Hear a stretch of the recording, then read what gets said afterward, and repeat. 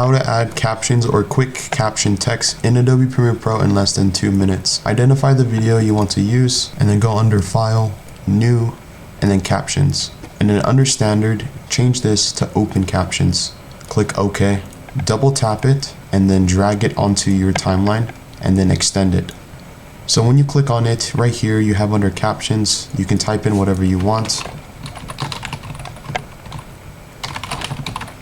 And under the timeline, we can see here, if we click on the captions, this is how long the captions can go.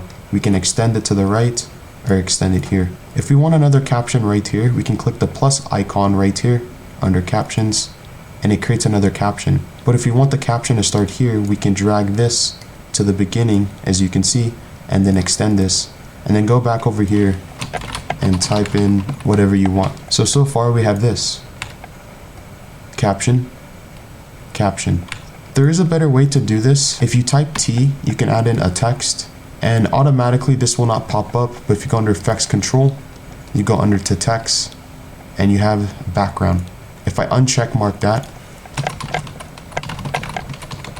and I type in text, I click Control A, I make this center. When I click the background, you can see it adds a background, the same exact thing. In order for make the text to come down, we go under here, this option right here. As you can see, if I drag it up, text goes up. If I drag it down, it goes down. And then if the background is way too large, we can make this smaller, or to compensate, we can make the text bigger by going under here. And as you can see, this is an alternative way to add a caption. Let's say we want to cut right here. We add in a text, we cut one more time.